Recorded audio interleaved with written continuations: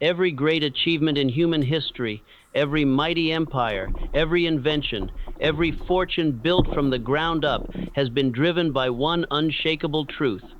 People act only when they are inspired by a motive. Motives are the sparks that set the fires of desire burning within the heart. Without a motive, there is no action. Without action, there is no progress. And without progress, there is no success. Over the years of my study of thousands of men and women, some who succeeded with brilliance, others who failed with equal force, I discovered that while there are countless reasons why people say they do what they do, in reality, there are only 7 great motives that consistently drive all human action. 7 forces that, once understood and directed, can lift an ordinary life into extraordinary achievement. Now, these 7 motives are neither good nor evil in themselves. Like electricity, they can light a city or burn it to ashes. Like fire, they can warm a family on a winter night or reduce a home to rubble. The result depends entirely on how you direct them. If you learn to harness them with discipline, with clarity of purpose, with definiteness of aim, they will become the fuel of your success. If you fail to master them, they will control you, pulling you into directions that lead to wasted years and empty regrets. I want you to imagine for a moment a great river. The water has power, immense power. Left to wander aimlessly, it can flood fields, destroy villages, and scatter lives. But dammed, channeled, and directed, that same river produces electricity, irrigates crops, and supports whole civilizations. So it is with human motives. They can drown you, or they can carry you to the ocean of abundance. The choice is yours. The 7 motives I will share are as old as humanity itself. They have driven kings to conquer nations, poets to write masterpieces, and merchants to build fortunes. They are the secret impulses that stir within every man and woman, whether rich or poor, educated or unlearned, bold or timid. And make no mistake, you are under their influence every day of your life, whether you recognize it or not. Therefore, wisdom demands that we do more than simply recognize them. We must study them, understand them, and above all, direct them toward the attainment of our chief aim in life. For unless you seize command of your own motives, someone else will. And when another man controls your motives, he controls your destiny. Let me make this clear. Every advertisement you see, every politician's speech, every sales presentation, every persuasive voice in your life is attempting to reach into these 7 motives and stir you to action. Most people stumble through life unconscious of this. They drift like leaves in the wind, carried by the gusts of other people's desires. But the man or woman of success learns to stand tall, to grasp the wheel of his own mind, and to drive these motives toward the fulfillment of his purpose. In the following parts of this lecture, I will reveal each of these 7 motives in turn. I will show you how they appear in everyday life, how they can enslave you if left unchecked, and how they can empower you when mastered. As I speak, I want you to examine yourself closely. Ask yourself, which of these motives stirs me most strongly? Which of them has led me astray? Which of them can I transform into a force for achievement? For when you know what moves you, you hold the key to self-mastery. And self-mastery, my friends, is the foundation of every fortune, every triumph, and every lasting success. Now, let us begin unfolding the first of these mighty impulses. The first great motive that moves men and women to action is the desire for love. Love in all its forms, romantic, familial, platonic, is the strongest single force that beats within the human heart. It is the reason men risk their lives in battle, the reason mothers labor tirelessly for their children, and the reason great works of art, music, and poetry are brought forth into the world. Love, when pure and rightly directed, lifts us above selfish aims and causes us to give our best to others. But love has another side. It can be twisted into jealousy, into possessiveness, into bitterness when betrayed. Many fortunes have been squandered, many lives ruined, not because love was absent, but because it was misdirected. And so, I say to you, love is a motive that can either bind you in chains or set you free. If you will learn to connect your desire for love with your definite chief aim, then you will never lack the fuel to persist through hardship. The second great motive is the desire for fear escape. Every man and woman at one time or another acts to avoid pain, punishment, or loss. Entire industries are built upon this motive: insurance, medicine, security. Fear is a powerful driver. It can cause a soldier to fight with desperation, a debtor to work with urgency, or a patient to change his habits overnight. But here lies the danger. If fear alone governs your life, then you will always be running, never building. The wise individual learns to transform fear into constructive caution, rather than allowing it to paralyze ambition. The third motive is the desire for financial gain. Money, let us be honest, is one of the most persistent motives behind human activity. The desire to acquire, to own, to enjoy comforts and luxuries, to feel secure against want. These impulses have driven countless men and women into enterprise. Properly managed, this motive produces industry, invention, and progress. But when it is allowed to rule the mind without check, it becomes greed, which blinds judgment and destroys both character and opportunity. Remember, money is a tool. In the hands of a master, it builds fortunes and serves mankind. In the hands of a fool, it becomes a chain that drags him into ruin. The fourth motive is the desire for power and fame. From ancient kings to modern captains of industry, the desire to be recognized, to hold influence, to shape events and command respect. This motive has produced both great leaders and terrible tyrants. Properly controlled, it inspires men to develop leadership, to contribute to society, and to leave behind legacies that uplift humanity. Uncontrolled, it brings arrogance, cruelty, and downfall. Many a man has climbed the mountain of success only to tumble because he mistook his thirst for power as a substitute for wisdom. The fifth great motive is the desire for freedom of body and mind. Man was not made to live in chains.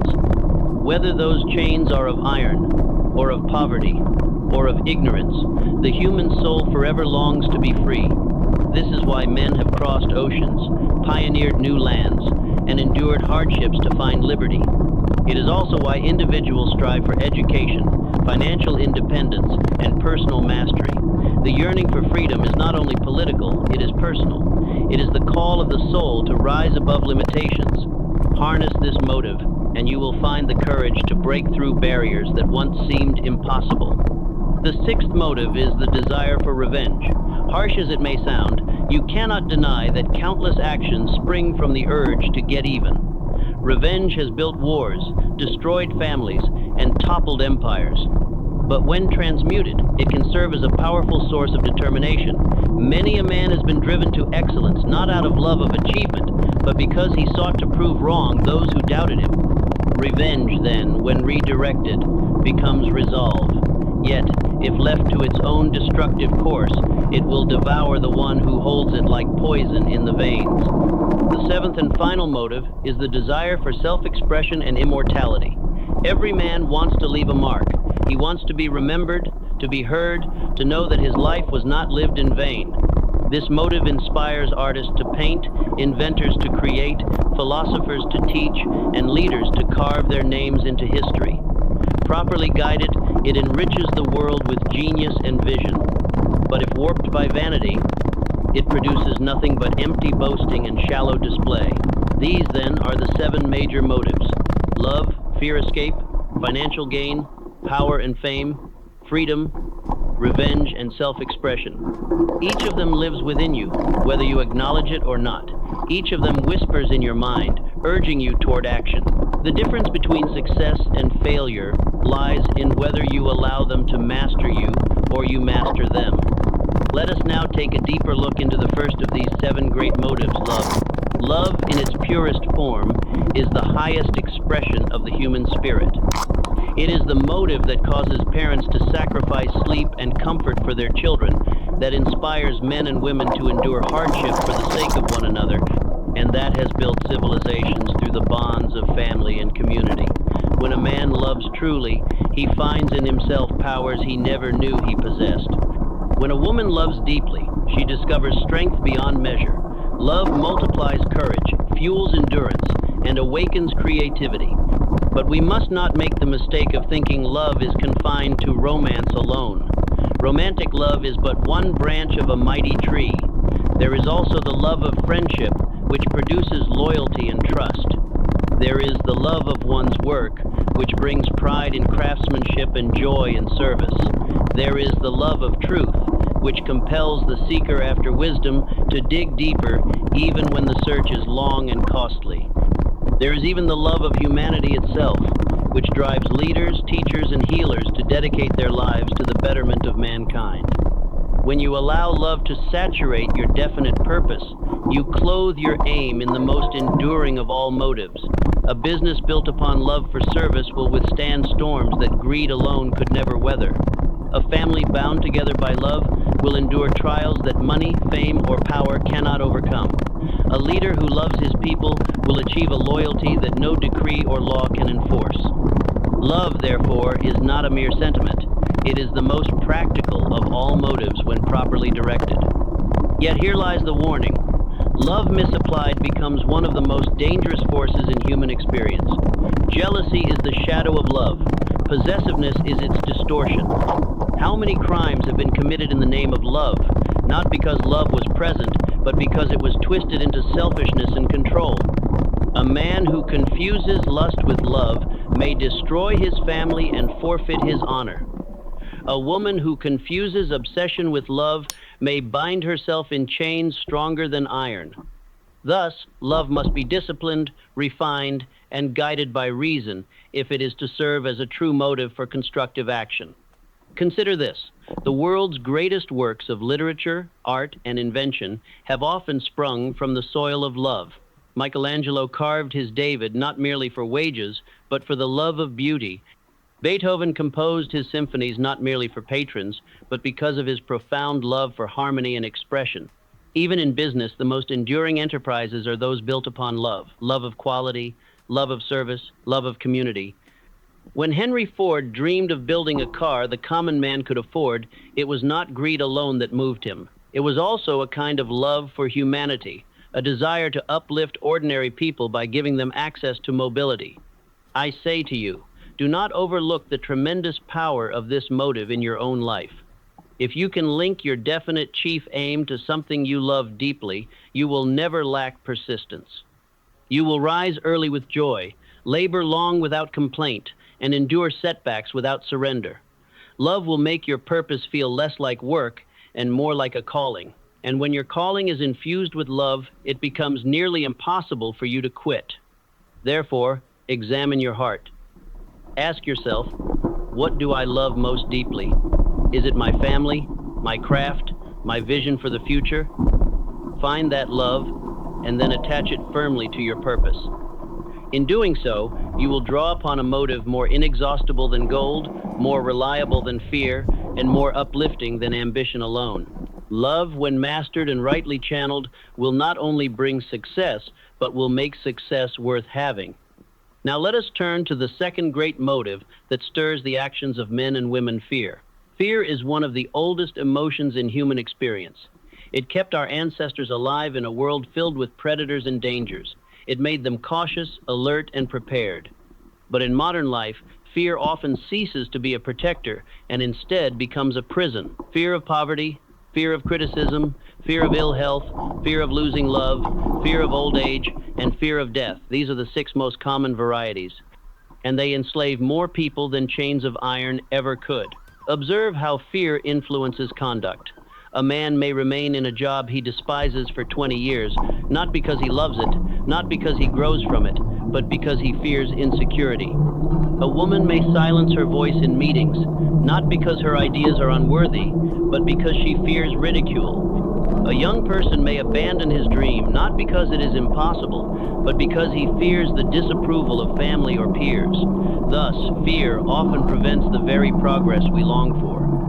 Yet fear is not entirely destructive. Properly harnessed, it can be turned into a motive for constructive action. Consider the man who fears poverty. He may be stirred to work harder, save more diligently, and plan more carefully. Consider the woman who fears ill health. She may be motivated to exercise, eat wisely, and rest properly. Even the fear of death can inspire people to live with greater urgency, to treasure their time, and to love more deeply. Fear becomes harmful only when it paralyzes action or directs it into destructive channels. Let me share a truth that may surprise you. The cure for fear is not the absence of it, but the mastery of it. Fear is like fire, it can cook your meal or burn your house down, depending on how you direct it. A person who learns to face fear, to analyze it, to strip it of exaggeration, and to convert it into preparation and resolve, will find that fear becomes a silent ally rather than a tyrant. But the one who bows before fear, who allows it to dictate decisions, who permits it to whisper you cannot at the threshold of opportunity, will live a life far smaller than his potential. History gives us countless examples of men and women who faced fear and triumphed. Soldiers who went into battle with knees trembling still achieved victory because they acted despite fear. Entrepreneurs who risked ridicule by presenting bold ideas discovered fortune because they pressed on despite doubt. Even inventors, mocked and criticized, overcame fear of failure to give the world new light, new power, new freedom. The lesson is clear. Fear is not to be eradicated, but to be mastered. Therefore, I urge you, take an inventory of your own fears, write them down, examine them in the clear light of reason. Ask yourself, what is the worst that could happen? And if it did happen, how could I recover? More often than not, you will find that fear magnifies shadows into monsters. Once named and faced, most fears shrink to manageable size. And when you master your fears, you gain freedom. The freedom to act boldly, to think independently, to speak confidently, and to live fully. So remember, fear is a motive, and like all motives, it can either serve you or enslave you. The choice lies not in its presence, but in your response. Master it, and it will drive you to preparedness and caution. Surrender to it, and it will rob you of opportunity, wealth, love, and peace of mind. Now let us examine the third great motive that moves the world, the desire for wealth. For thousands of years, men and women have labored, sacrificed, invented, and dreamed in pursuit of wealth. It is one of the strongest and most universal motives known to humanity. But let me make something very clear. Wealth itself is not merely money. Wealth is whatever brings you security, comfort, opportunity, and freedom. Money is only one form of it, though it happens to be the form most easily measured. Wealth can inspire the noblest achievements. Consider the builder who amasses resources and creates hospitals, schools, and charitable institutions. Consider the inventor who dreams of abundance not just for himself, but for all humanity, and whose discoveries lift entire generations. Consider the humble worker who saves diligently, investing wisely, providing education for his children, and lifting his family into a better life. In each of these cases, the desire for wealth acts as a constructive motive, driving progress and prosperity. But wealth also carries a warning. When sought blindly, without purpose, or without principle, it becomes destructive. Greed, dishonesty, and exploitation are born from the unbalanced desire for wealth. Entire nations have been torn apart when this motive has been allowed to dominate without conscience. Thus, the desire for wealth must always be guided by definiteness of purpose and a sound moral foundation. The question is not whether you desire wealth, you do. Every man and woman does, for wealth is the tool by which we secure life's necessities and many of its joys. The real question is, do you control this desire, or does it control you? If it controls you, it may drive you into reckless speculation, dishonest schemes, or endless dissatisfaction. But if you control it, if you harness it to a worthy purpose, it will lift you upward as one of the most reliable motives for constructive action. Let us not forget, wealth does not always come in the form of vast fortunes. The desire for wealth may express itself in the simple ambition to own a comfortable home, to provide for one's family, to enjoy leisure without anxiety. For one man, wealth may mean $1 billion. For another, it may mean a garden, a debt-free house, and a modest savings account. Each person must define wealth for himself, according to his own values and vision. Yet there is a great truth here. The desire for wealth must be transmuted into definite plans of action. Without plans, it is only wishful thinking. But with plans backed by faith and persistence, it becomes one of the surest paths to achievement. Men and women throughout history have proved this law. Those who merely wished for riches seldom obtained them. Those who combined desire with organized thought and unwavering effort, on the other hand, built fortunes that changed the course of history. So, let us conclude this thought. The desire for wealth is not evil. It is natural, powerful, and necessary. But like all power, it must be directed. Directed toward creation, not destruction. Toward service, not exploitation. Toward abundance for many, not misery for a few. Then and only then does wealth become a blessing, both to the one who earns it and to the world that benefits from it. Now we come to another powerful force that governs nearly every decision and action, the desire for love and companionship. No other motive so deeply touches the human heart.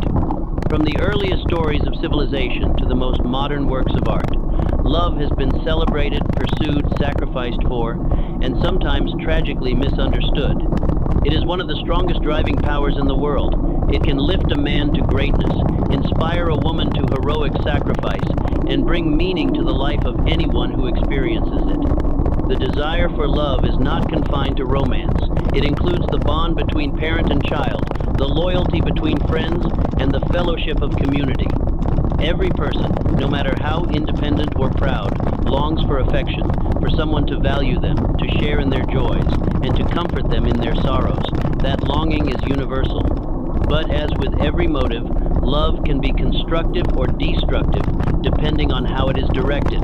Properly channeled, it builds families, sustains friendships, and strengthens communities.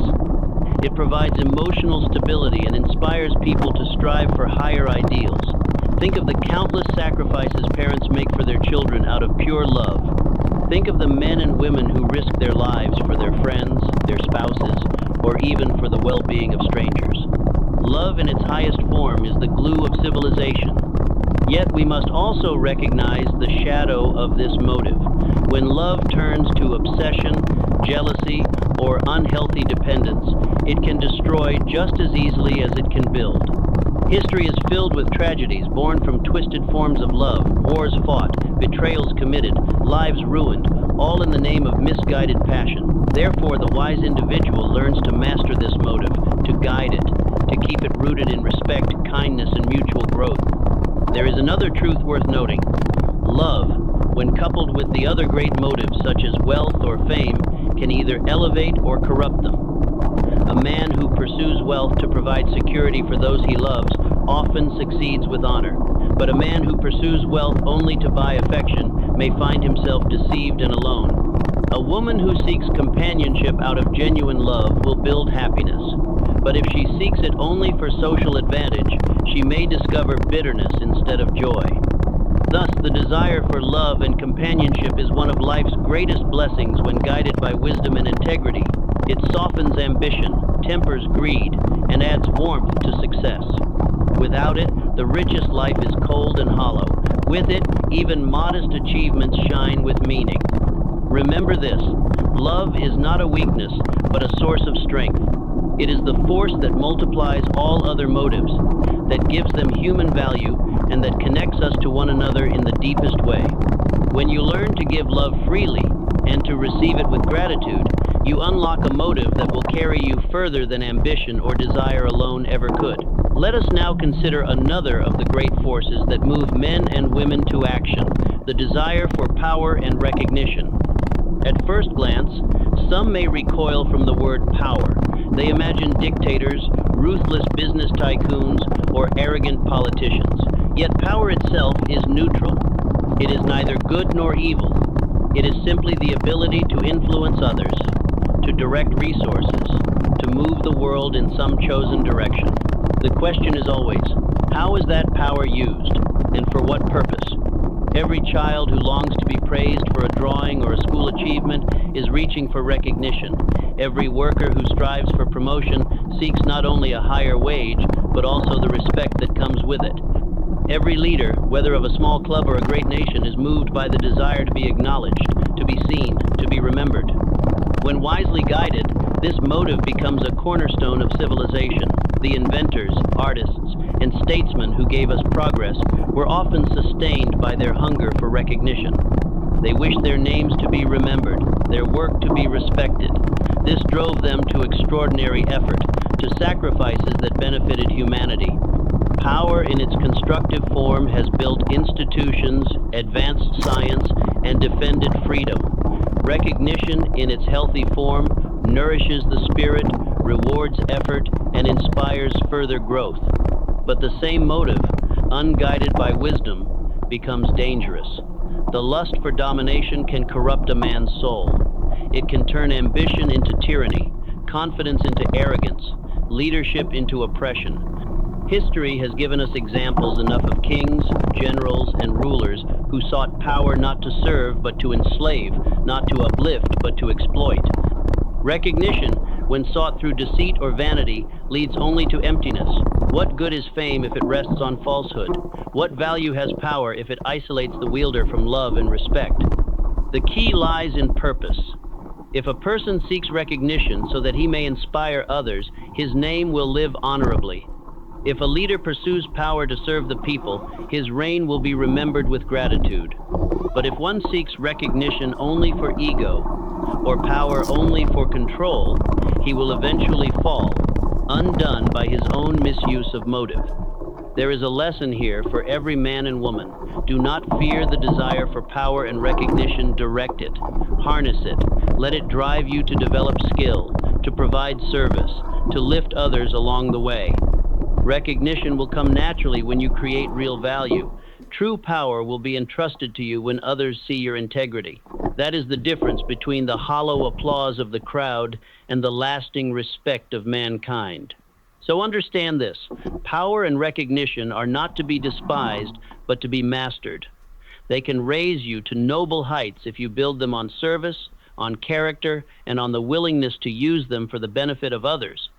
Now, let us turn to one of the most universal and powerful motives of all, the desire for self-preservation, the protection of life and health. Every man, every woman, regardless of station, age, or ambition, carries within them an instinct to survive. It is the oldest, deepest force of human nature. Long before man built cities, wrote laws, or organized societies, he already knew how to fight, to flee, to seek shelter and food.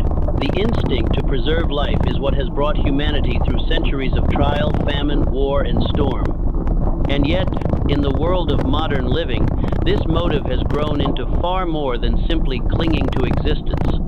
It has become a vast industry, a central driver of human thought and action. Think of the billions spent on medicine, healthcare, exercise, vitamins, insurance, safety devices, even diets and cleanses. All of this flows from the same basic motive: the desire to live longer, to live stronger, and to avoid the shadow of death. You may notice, when fear of illness strikes, how quickly men and women change their habits. A doctor's warning can move a man to give up years of indulgence overnight.